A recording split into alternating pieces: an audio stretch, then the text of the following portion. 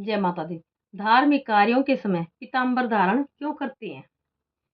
तो धार्मिक कार्यों के समय पीताम्बर का धारण करना क्यों हमारे लिए जरूरी होता है? गणवेश की कल्पना विविध क्षेत्रों में प्रचलित हो गई है। इसमें वातावरण निर्माण के लिए विशिष्ट पोशाक की आवश्यकता होती है। देव कार्य, पूजा, होम तथा नित्य कर्म और पितृ कार्य, श्राद्ध या अन्य धार्मिक प्रसंगों के समय हमेशा के वस्त्र शरीर पर रखना अनुचित होता है। इसके पीछे केवल धार्मिक दंडक ही नहीं, प्रत्युत वैज्ञानिक कारण भी होते हैं।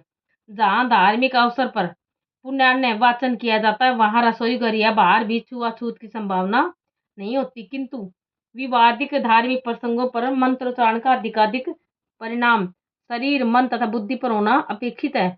ऐसे में समाज में पहना हुआ तथा कुसंस्कारों से युक्त वस्त्र कितना ही साफ दिखाई दे, फिर भी उसका उपयोग नहीं करना चाहिए। इसके विपरीत अन्य स्वच्छ कपड़े पहनने पर उस व्यक्ति से संपर्क साधने की क्रिया अपने आप मंद हो जाती है।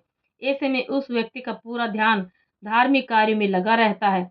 इसके अलावा व्यक्ति के मन में धार्मिक संस्कारों के प्रति श्रद्धा उत्पन्न होती है और प्राचीन काल में यह माना जाता था कि अस्वच्छ वस्त्र पहनकर किए गए धार्मिक कार्य का फल राक्षस ले जाते हैं। संगणक कक्ष या ऑपरेशन थिएटर में पैरों में जूते चप्पल पहनकर नहीं जाने दिया जाता, क्योंकि वहां सच्चे अर्थ में छुआछूत का पालन किया जाता है।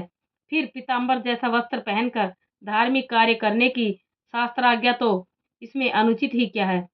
वैज्ञानिक दृष्टि से विचार करने पर रेशमी या ऊनी वस्त्र धार्मिक कार्य के लिए अधिक शुभ होते हैं एवं लाभदायक होते हैं। धार्मिक कार्य के समय मंत्रोच्चारण से उठने वाले स्पंदन और विद्युत लहरों का पूरे शरीर पर प्रभाव हो, इसके लिए रेशमी या ऊनी वस्त्र अत्यंत उपयोगी सिद्ध होते हैं। इन्हें साफ करने में भी सुविधा रहती है।